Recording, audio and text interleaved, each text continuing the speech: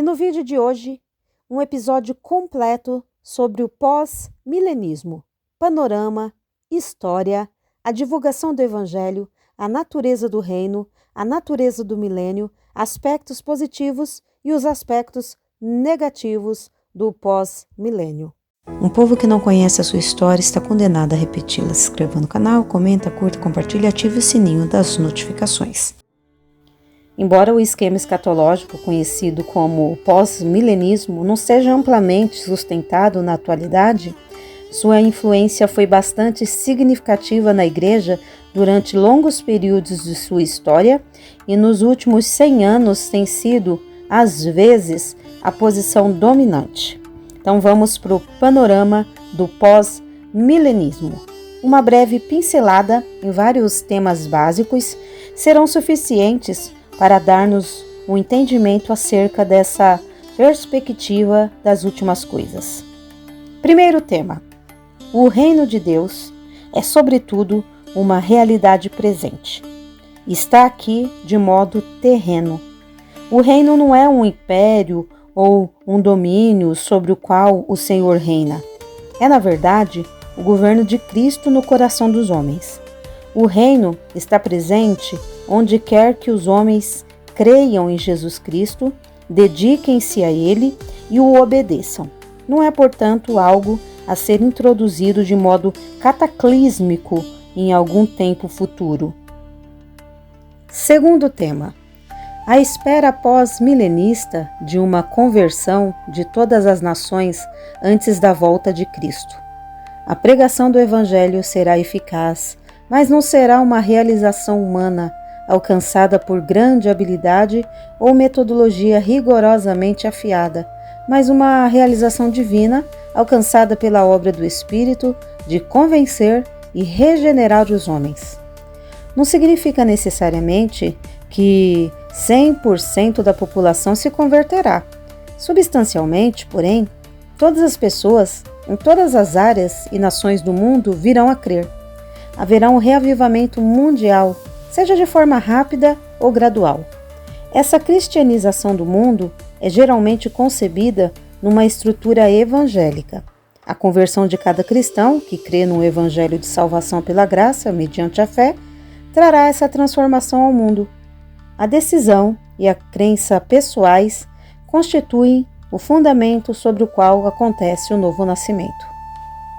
Terceiro tema: a expectativa de um longo período de paz na Terra, chamado milênio. À medida que cada vez mais pessoas se submetem ao plano do Senhor e começam a praticar os ensinos e modo de vida que Ele estabeleceu, a paz passa a ser o resultado natural. Esse é o caso, primeiramente, dos relacionamentos entre as nações. Temos aqui um conceito verdadeiramente revolucionário, porque, no registro da história, a paz mundial tem prevalecido, em média, apenas cerca de uma vez a cada 15 anos.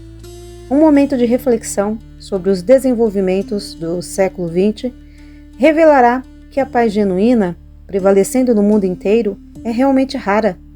Não somente cessarão os conflitos entre as nações, mas também um atrito entre as raças e as classes sociais. Presume-se que não haverá mais disputas trabalhistas e cessará o conflito racial, trazendo harmonia entre brancos, negros, índios, latinos e outros. Até mesmo o tumulto religioso e a competição interdenominacional se tornarão coisas do passado. Vemos aqui o cumprimento da profecia de que o lobo e o cordeiro se deitarão juntos. Isaías 11:6. Aquele que disse: deixo-vos a minha paz vos dou. João 14:27. Cumprirá essa profecia, essa promessa em grande escala. Aquele que é chamado de o príncipe da paz, Isaías 9:6, provará que merece tal atributo. Deve-se notar que o pós-milenista não é literalista quanto à duração do milênio.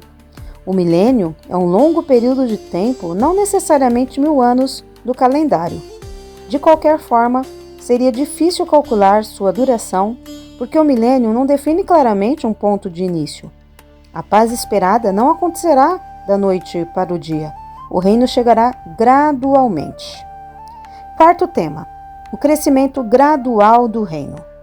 Um milenismo anterior, como o pré-milenismo de nosso dia, sustentava que o reino milenar começaria de modo repentino e surpreendente através da volta visível e física do Senhor. O conceito pós-milenista, por outro lado, é de que a contínua propagação do Evangelho irá gradualmente estabelecer o reino. Deve-se notar também que a diferença entre a era milenar e as demais eras da vida da Igreja não é qualitativa, mas quantitativa. Alguns pós-milenistas dizem que o milênio abrange todo o período da Igreja. No entanto, os que não pensam assim entendem que a era presente simplesmente irá se misturar com a era milenar. O casamento, a família e o nascimento humanos ainda estarão presentes. Ainda haverá problemas econômicos, sociais e educacionais, mas suas características mais desagradáveis serão bastante modificadas e até mesmo eliminadas. Logo, a distinção entre o pré-milenismo e o pós-milenismo é maior do que a diferença entre antes e depois. Para o pré-milenista, o milênio é uma qualidade de existência muito diferente das demais eras e até mesmo um tipo diferente de mundo. Para o pós-milenista, o milênio difere da era presente apenas quanto ao grau. Quinto tema: a existência de um período de apostasia e explosão do mal que acontecerá em conexão com a vinda do Anticristo no fim do milênio. Lorraine Boetner sugeriu que Deus talvez permita essa manifestação limitada do mal para demonstrar novamente e de modo mais claro que coisa terrível é o pecado e o quanto esse ato merece punição. É compreensível que aqueles que passam praticamente a vida inteira num ambiente de justiça dificilmente teriam capacidade de crer que o pecado, o diabo e seus seguidores são tão maus quanto se diz que são, ou que mereçam uma punição final tal como a entrega ao inferno. Sexto tema: término do milênio. Com o retorno corpóreo de Cristo, o conceito pós-milenista da segunda vinda não é diferente dos outros conceitos milenistas, exceto por seu relacionamento cronológico com o milênio. Sétimo tema: a volta do Senhor será imediatamente seguida pela ressurreição de todos, justos e injustos, e pelo julgamento de todos, além de ser atribuída a um dos dois estados finais e permanentes. Este é um corolário de alguns outros já discutidos. Mas um elemento defendido apenas por alguns pós-milenistas é que a nação judaica se converterá. Essa não é a mesma ideia ensinada por alguns pré-milenistas, de que a aliança de Deus é basicamente com os judeus e que depois de um intervalo de tratar com a igreja, Deus restaurará Israel à sua posição especial e favorecida. Pelo contrário, é uma crença de que certas profecias, que ainda não foram cumpridas, prevêem que grandes números de judeus serão convertidos e entrarão na igreja do mesmo modo que quaisquer cristãos hoje.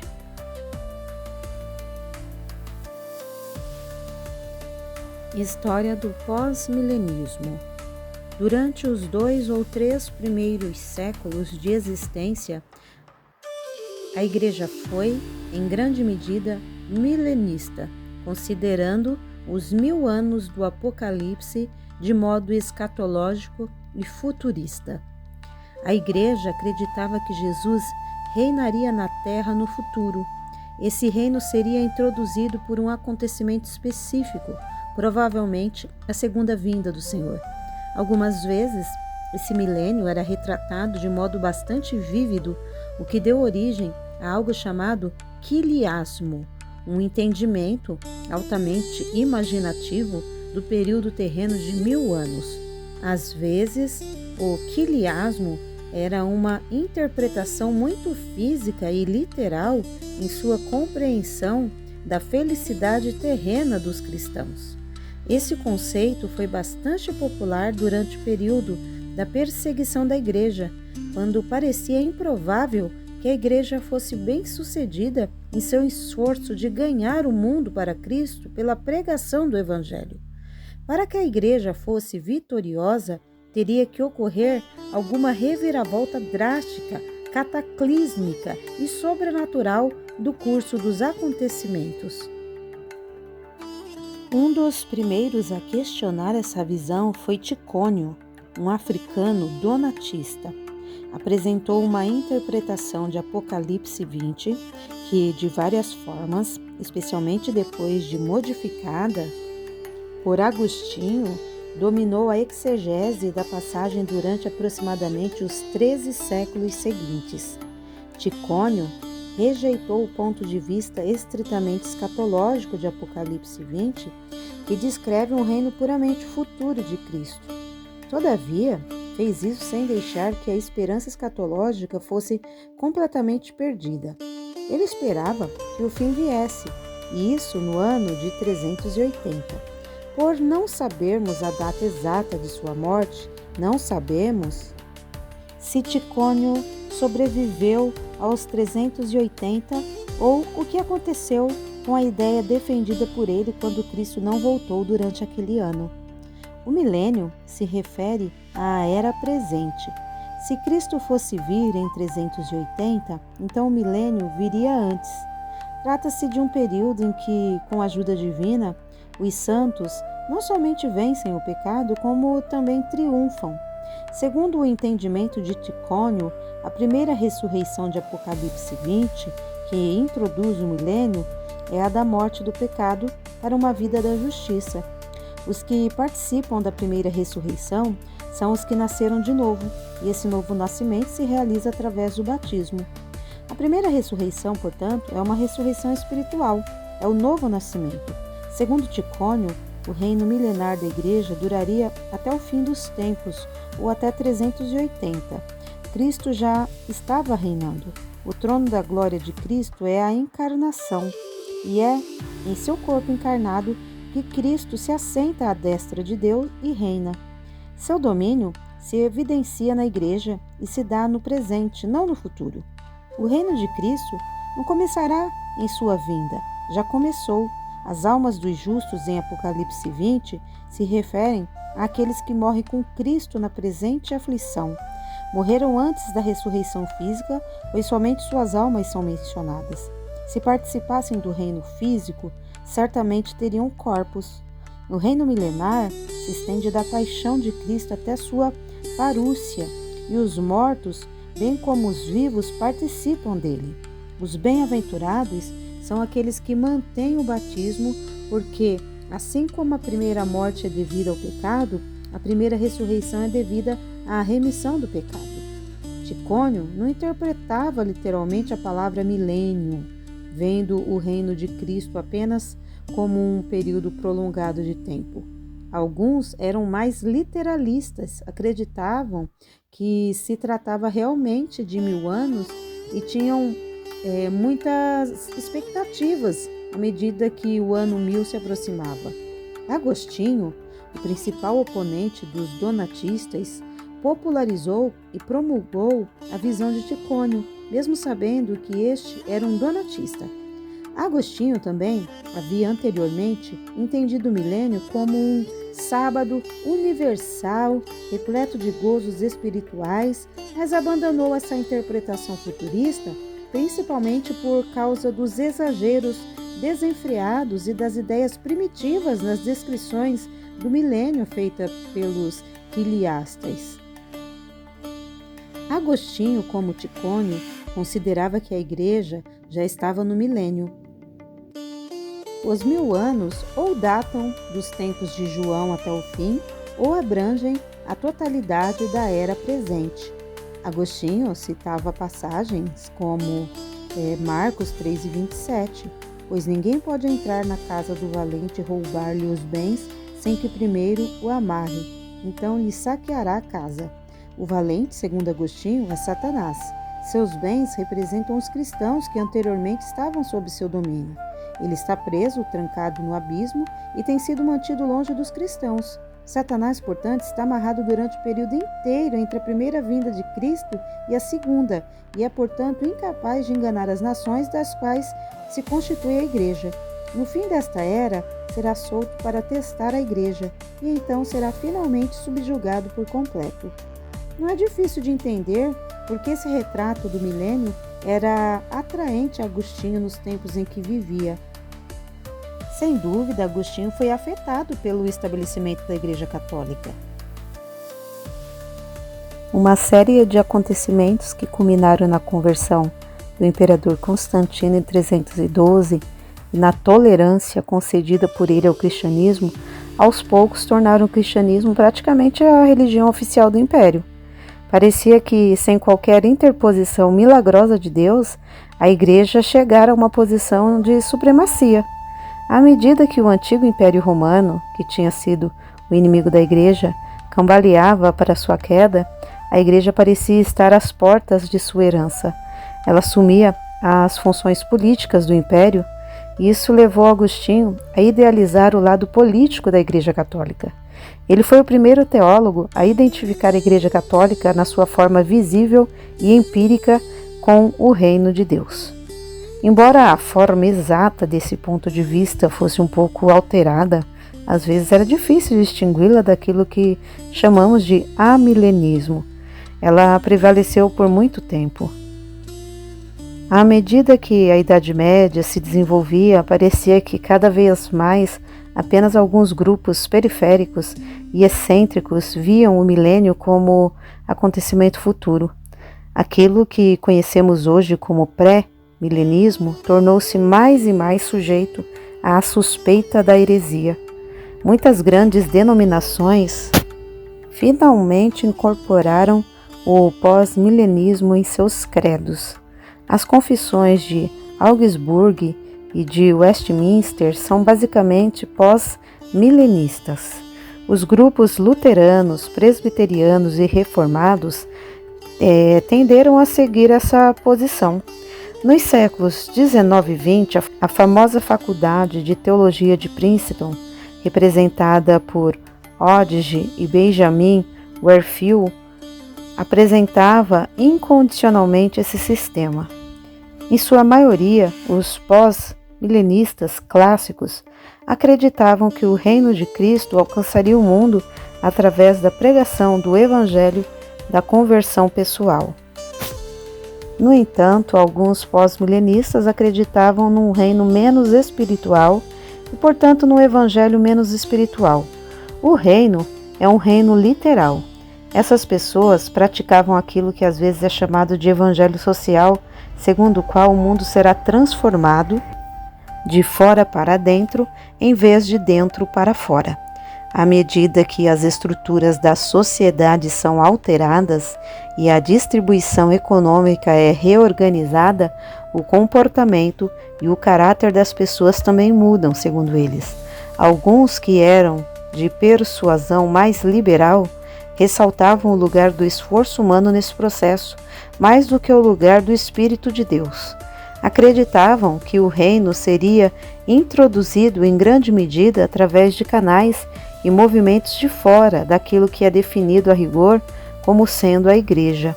Alguns cristãos na Alemanha até viam a política de guerra do imperador Wilhelm como um dos meios da graça de Deus, e na década de 30, alguns apoiavam o nazismo como sendo obra de Deus.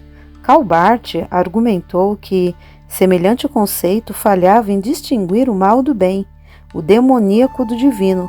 Na realidade, o fim teológico do século XIX poderia ser datado em agosto de 1914, quando Barth viu numa lista de alemães intelectuais que endossavam as políticas do imperador os nomes de vários de seus professores de teologia. No entanto, devemos notar que tais pessoas representavam o elemento periférico do pós-milenismo. A maioria dos pós-milenistas considerava que o caráter do estabelecimento do reino terreno de Cristo era sobrenatural. O pós-milenismo tem sofrido um forte declínio em sua popularidade entre o final dos anos 50 e os anos 60, Em grande medida, isso tem resultado mais das considerações históricas do que das exegéticas. Certos desenvolvimentos pareciam fornecer evidências empíricas de que o milênio não estava chegando. Como notaremos mais tarde, a conexão entre esses desenvolvimentos e o abandono do pós-milenismo era mais psicológica do que lógica. Mesmo assim, o efeito estava presente. Hoje, os pós-milenistas são, senão uma espécie extinta, uma espécie que corre perigo. Como observou Beutner, no entanto, outros pontos de vista milenistas têm tido seus altos e baixos também. Essa é uma verdade especialmente para o pré-milenismo, que estava em baixa durante os longos séculos da Idade Média. É bem possível que o pós-milenismo torne-se popular novamente. Doutrinas do pós-milenismo. Tendo considerado de modo breve a história do pós-milenismo, examinemos agora as doutrinas básicas do sistema junto com os argumentos propostos para apoiá-las. A divulgação do Evangelho. A pregação bem-sucedida do Evangelho é crucial para toda a abordagem. A mensagem será levada ao mundo inteiro e terá uma recepção favorável. Portanto, a igreja militante de hoje tem se tornado a igreja triunfante de amanhã. Charles Hodge apresentou vários argumentos para sustentar essa afirmação. Em primeiro lugar, profecias no Antigo Testamento apontavam para essa expectativa. Uma das profecias está em Isaías 45, do 22 ao 25. Olhai para mim e sereis salvos, vós, todos os confins da terra, porque eu sou Deus e não há outro. Jurei por mim mesmo, a palavra de justiça já saiu da minha boca e não voltará atrás. Todo joelho se dobrará e toda língua haverá de jurar diante de mim. De mim se dirá: a justiça e a força estão somente no Senhor. Todos os que se rebelarem contra ele virão a ele envergonhados. Mas toda a descendência de Israel será justificada e exultará no Senhor. Embora essa citação faça parte de uma passagem a respeito de como Jeová trata Israel, sua nação escolhida, ela parece falar de uma aceitação universal de Deus e, portanto, de um reino universal estabelecido por ele. Oséias 2:23 também parece indicar uma extensão da aliança para aqueles que até então não faziam parte dela. Os profetas certamente não eram pessimistas acerca do reino futuro do Senhor. Os salmos, especificamente Salmos 47, 72 e 110, também falam repetidas vezes da universalidade do reino do Messias. Jesus, porém, citou o Salmo 110:1 como prova de sua divindade. Lucas 20, 42 e 43, e Pedro disse que se cumpriu no Pentecoste, Atos 2, 34 e 35. Logo, não será cumprido em alguma vinda futura cataclísmica, mas dentro da era presente. Em segundo lugar, Jesus disse repetidas vezes que o Evangelho seria pregado no mundo inteiro, e isso acontecerá antes de sua segunda vinda. Por exemplo, e este Evangelho do Reino será pregado pelo mundo inteiro para testemunho a todas as nações e então virá o fim. Mateus 24 e 14. Os pré-milenistas consideram que essa pregação se estenderá a todas as nações, mas não de modo muito eficaz. Servirá como testemunho, mas não resultará em qualquer número significativo de conversões. O pós-milenista considera estranho que haja somente um tipo de pregação nominal, uma pregação sem sucesso. Qual é a razão de ser de tal pregação, a não ser que seja somente para condenar? Onde está o poder que presumivelmente acompanha a igreja em sua pregação? O pós-milenista vê períodos de aumento do interesse religioso e espiritual como um apoio para esse argumento central. Um exemplo disso foi a década de 50 nos Estados Unidos. Até mesmo o aumento do interesse pelo demoníaco sobrenatural, embora seja contra o sucesso do Evangelho, indica uma reviravolta futura não muito distante de nós. Em terceiro lugar, a grande comissão dada por Cristo a seus apóstolos depois da ressurreição era para que a mensagem do Evangelho fosse levada a toda nação e toda criatura. Esse processo de levar a mensagem deve continuar até o fim dos tempos, e seu propósito é fazer discípulos de todas as nações, batizando-os e instruindo-os, Mateus 28, 19 e 20. Isso certamente não parece enquadrar-se com a caracterização pré-milenista de essa pregação ser uma mera testemunha ou testemunho. Além disso, essa comissão é distinguida pela autoridade possuída e conferida pelo Senhor que a declarou. Jesus disse que todo poder ou autoridade foram dados a Ele. Ele nunca terá mais autoridade em qualquer tempo no futuro do que tem agora, pois já a tem completamente. Portanto, não precisamos buscar um tempo futuro em que Cristo será capaz de trazer completamente o reino profetizado. Ele é tão capaz de fazê-lo agora quanto será no futuro. Pré-milenistas afirmam que Cristo, o Rei, está ausente e que fará grandes coisas quando retornar. Pós-milenistas, entretanto, afirmam que, de acordo com essa passagem, Cristo está presente e estará até o fim dos tempos. Por isso, aquele poder de conquistar e reinar está à nossa disposição no presente. O pós-milenismo também observa que a prometida conversão nacional dos judeus não acontecerá até que chegue a plenitude dos gentios, Romanos 11, 25. Isso parece sugerir que a conversão das nações gentílicas será completa. Uma evidência de que o Evangelho está acontecendo é o aprimoramento do mundo. Não só indivíduos têm sido redimidos, mas ao mesmo tempo e por consequência o mundo também tem sido redimido. Embora haja contratempos na tendência geral e o progresso seja às vezes muito lento e gradual para ser notado, a tendência é que o bem progrida e o mal descresça. Boettinger vê grande progresso do período antes de Cristo em relação ao presente. Em última análise, esse processo será concluído antes da volta de Cristo. Veremos um mundo cristianizado. Antes da vinda de Cristo, a sociedade se caracterizava por condições morais e espirituais horríveis, como, por exemplo, escravidão, poligamia, opressão de mulheres e crianças, falta de liberdade política. Hoje, no entanto, a escravidão e a poligamia praticamente desapareceram. As condições social e econômica atingiram um nível mais elevado em praticamente todas as nações, e um espírito de cooperação é encontrado entre os povos de uma forma nunca vista antes. Boettinger citou especificamente o programa de assistência estrangeira e segurança mútua dos Estados Unidos. A imensa quantidade de bens distribuídas por essa nação esclarecida e predominantemente protestante, sem esperar nada em retorno, é evidência de um mundo que está mudando, melhorando. Outro indício do progresso do Evangelho é a disponibilidade e distribuição de grandes quantidades das Escrituras na língua comum do povo.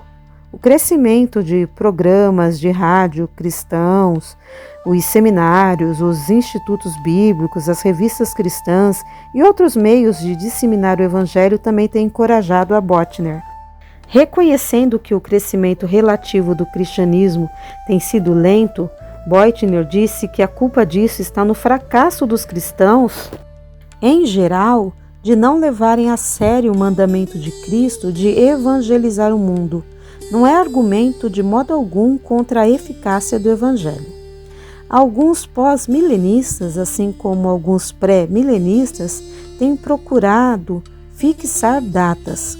Tão recentemente, em 1919, James Snowden entendia que a Primeira Guerra Mundial terminaria para sempre com o militarismo e começaria um desenvolvimento rápido para o milênio. Beutner considera perigosa qualquer fixação de datas. Sua confiança no progresso cristão não depende da identificação de quaisquer acontecimentos específicos como indicações do triunfo do Evangelho, mas sim no ensino da Escritura a respeito de desenvolvimentos de longo alcance no mundo. A grande prosperidade material é demonstrada de muitas maneiras hoje.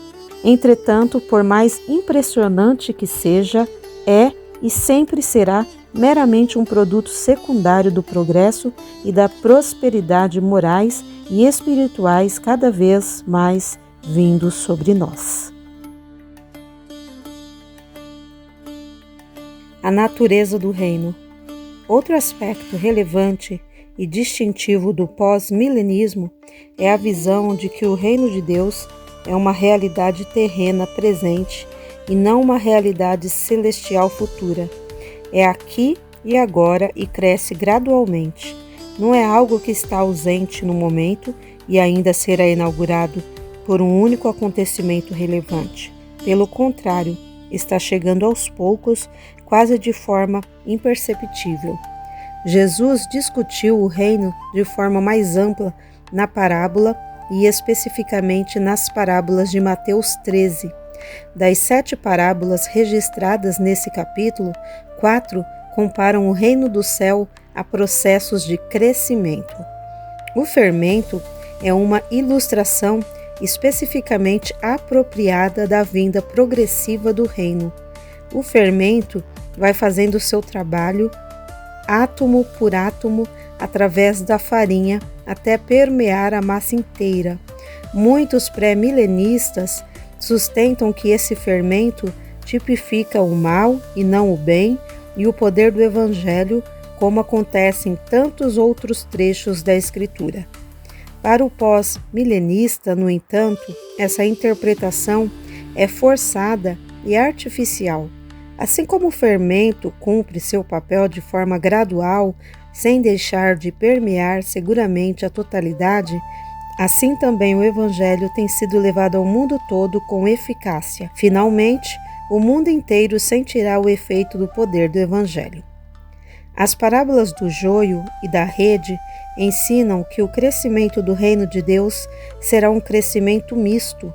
Quando os servos examinam o cereal que cresce, percebem que ervas más, no caso o joio, estão misturadas a ele. Assim, propõem sua remoção, arrancando-as pelas raízes. O dono do campo, porém, proíbe-os de fazer isso, porque o inimigo que semeou as ervas más o fez de modo tão hábil que dificilmente se pode distinguir o grão do joio. A proibição é para evitar que parte da semeadura boa fosse destruída juntamente com a má. Essa parábola parece indicar que as duas classes de pessoas são praticamente indistinguíveis. O mesmo é ensinado na parábola da rede. Peixes bons e maus são igualmente presos na rede. Depois da seleção dos peixes, os maus são jogados fora. Os pré-milenistas têm citado essas duas parábolas como evidência de que o mundo não ficará melhor através da pregação do Evangelho, mas pior. Em contrapartida, os pós-milenistas insistem que o joio é uma parte pequena em comparação com o quadro total. No fim do mundo, podemos esperar ver um campo cheio de trigo, relativamente com poucas ervas más. O reino não está agora, nunca foi e nunca estará livre de males que nos rodeiam, mas esses males são em escala bem menor. Além disso, mediante a biologia da graça, o joio pode transformar-se em trigo no campo. Essa é uma transmutação que a natureza não pode realizar, mas com Deus todas as coisas são possíveis. A parábola do joio adverte contra tentativas de purificar a igreja ao depurar dela os membros indignos e os suspeitos de heresia. A confiança na graça de Deus traz o alívio e a responsabilidade de se tomar tais assuntos nas próprias mãos. O crescimento do reino é tanto intensivo quanto extensivo, e cada aspecto dele é afirmado e ilustrado por parábolas diferentes. A parábola do semeador e a do grão de mostarda ilustram o crescimento intensivo. A semente permanece em seu próprio campo e a árvore de mostarda está ligada às suas próprias raízes. O crescimento de cada uma consiste em desenvolver sua própria vida até a completa fruição. O reino de Deus cresce de modo semelhante. Cada um que entra no reino se desenvolve na graça, cresce até atingir a maturidade, conforme indica Paulo em Efésios 4 e 13. Cada crente se torna, em certo sentido, mais plenamente membro do reino de Deus. É até mesmo concebível que o reino possa ser plantado num só lugar ou num grupo limitado de pessoas e, embora continue a crescer, permaneça ali por algum tempo. O crescimento extensivo do reino é visto na parábola do fermento.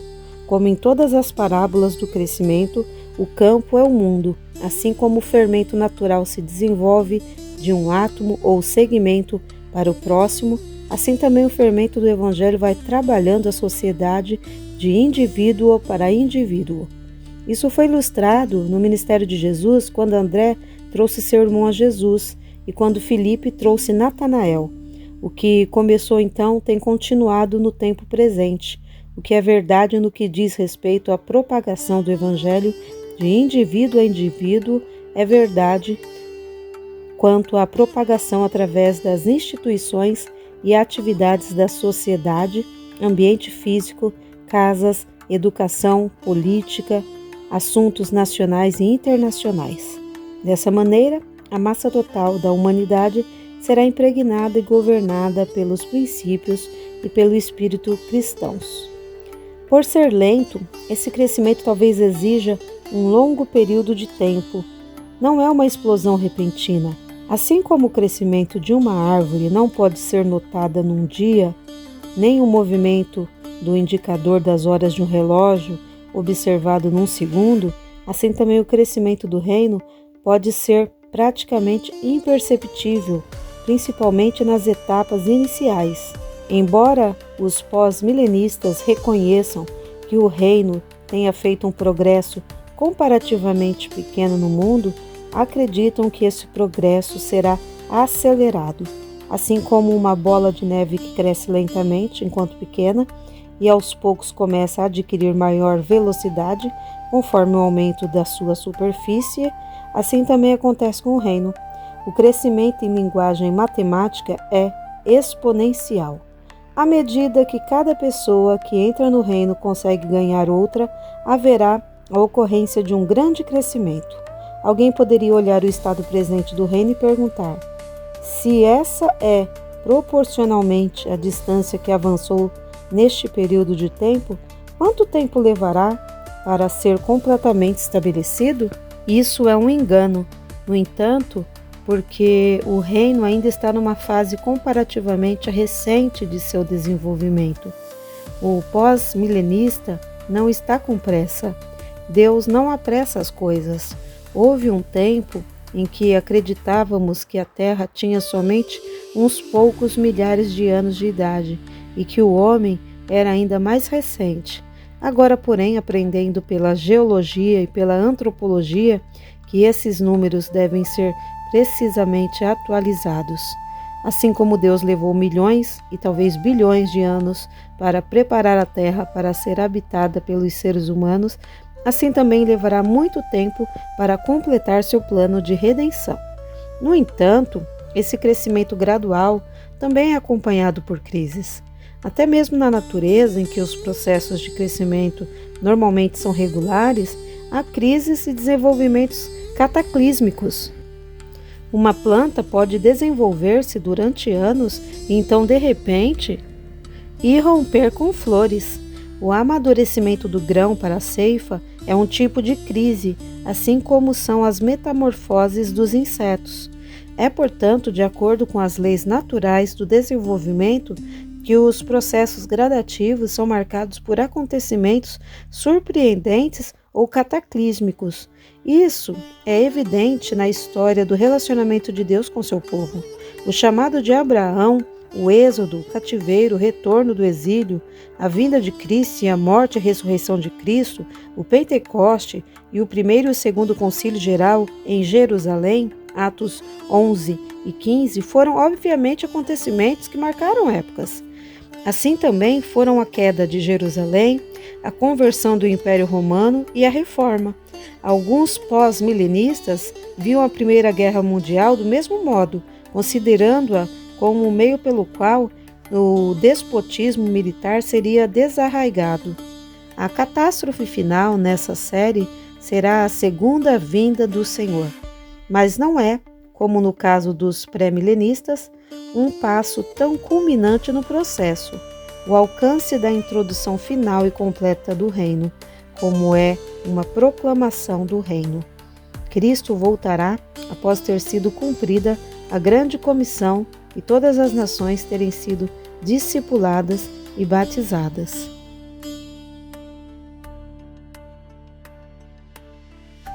A natureza do milênio.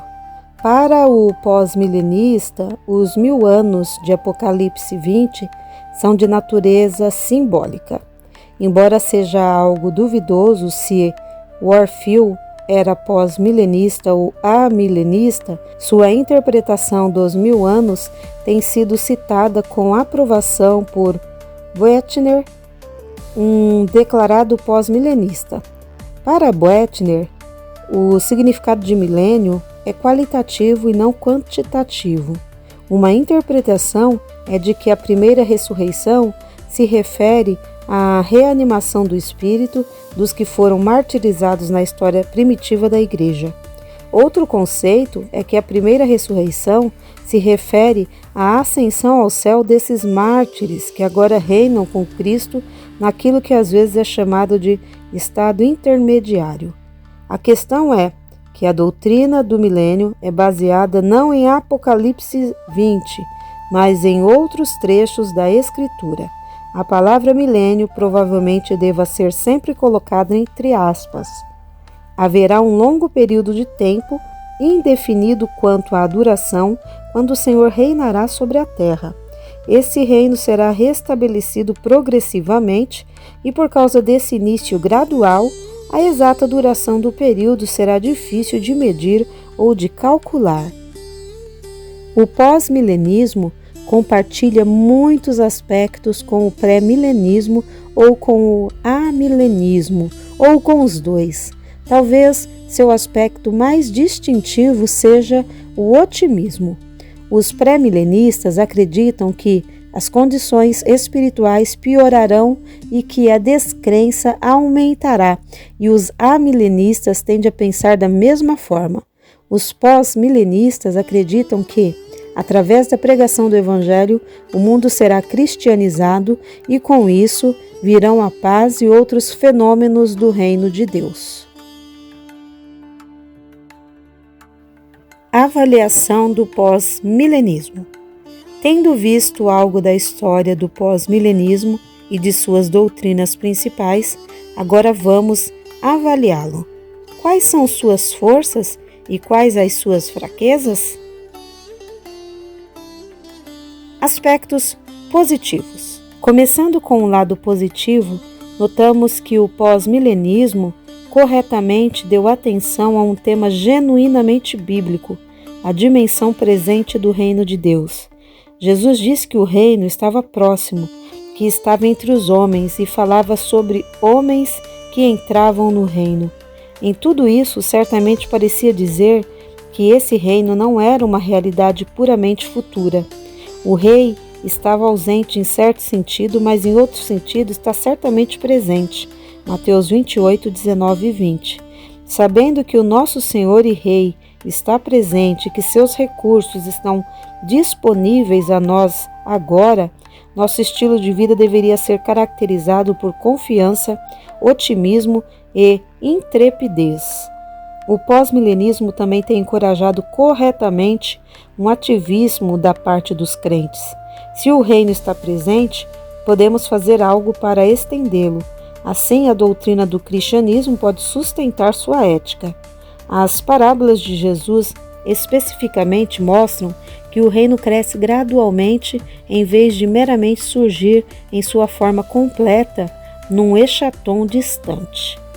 Entender que o reino cresce pouco a pouco ajuda-nos a perceber nossa participação em trazer esse reino quando levamos o Evangelho a outras pessoas e incentivamos uma forma de vida cristã. Isso é ordenado nas Escrituras e a descrição pós-milenista do reino apoia esse mandamento. O pós-milenismo também é bíblico ao promover um espírito de otimismo e ao combater certo pessimismo de alguns cristãos. Jesus realmente prometeu poder a todos os que levassem o Evangelho. Atos 1 e 8. Falava do reino permeando o mundo inteiro. As descrições bíblicas da apostasia e da iniquidade que caracterizariam os tempos do fim têm tornado alguns cristãos fatalistas. As condições piorarão, dizem eles, e nada podemos fazer para alterá-las. Esse tipo de pensamento torna a igreja menos eficaz do que seria de outra forma e o mal mais persuasivo. Por serem a confiança e a expectativa tão importantes para o sucesso, o pós-milenismo contribui para o cumprimento daquilo que é predito. Além disso, o pós-milenismo reconhece que o reino de Deus tem um alcance maior do que a igreja. Onde quer que se faça a vontade de Deus, ali está o reino de Deus, ainda que apenas de modo parcial ou fragmentário. Isso pode ocorrer quando a pessoa que cumpre o ato não tem consciência de realizar a vontade de Deus. Talvez não seja conscientemente dedicado a Deus. Isso significa que Deus pode realizar sua vontade, pelo menos em parte, através de pessoas, canais, nações e ideologias não cristãs. Se usou a Babilônia e a Assíria nos tempos bíblicos, pode fazer algo semelhante em nossos dias. Isso significa que o cristão pode e deve cooperar de modo construtivo com qualquer pessoa ou agente que está atuando em alguma parte ou aspecto do reino de Deus. Além disso, quer dizer que o reino é, em grande medida, um reino ético.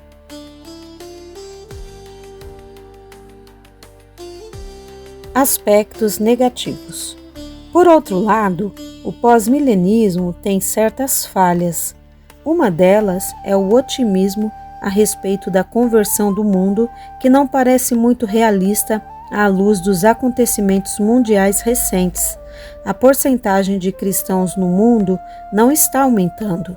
Na realidade, há uma porcentagem menor de pessoas que se denominam cristãs do que ocorria há 10, 30 ou 50 anos. Até mesmo as oportunidades para a propagação do Evangelho parecem desvanecer-se.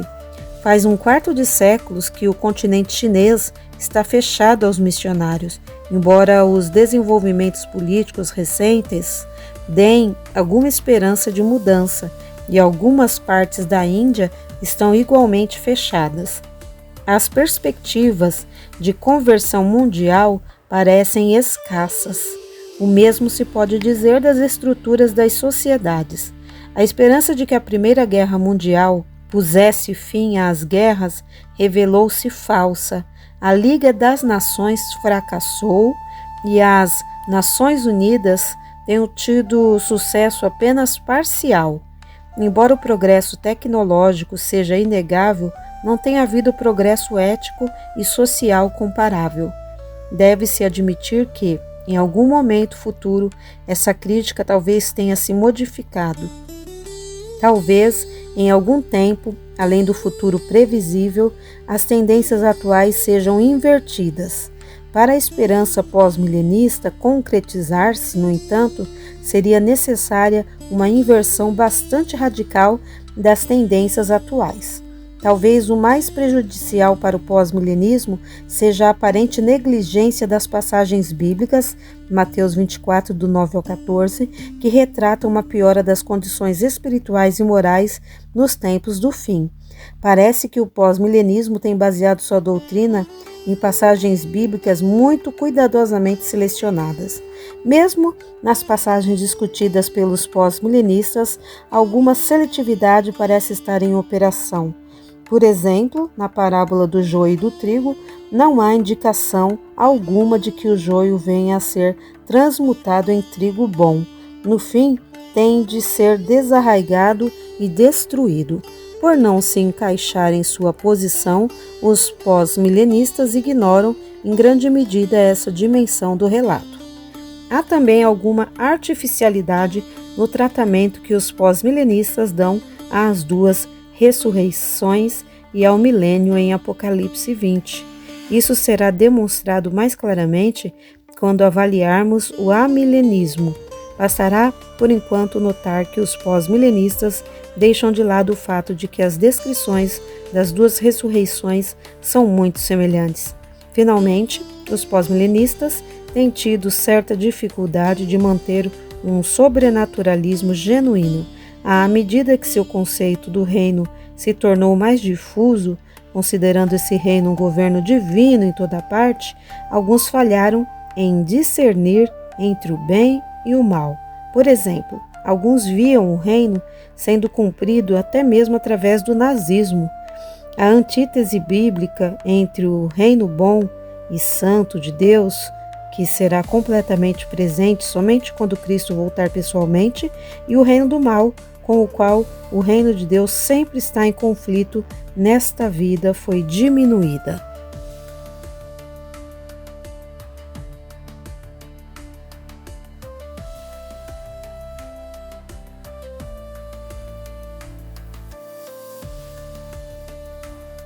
Adquira esse exemplar desse livro, ou virtual ou físico, vai fazer muito bem para você.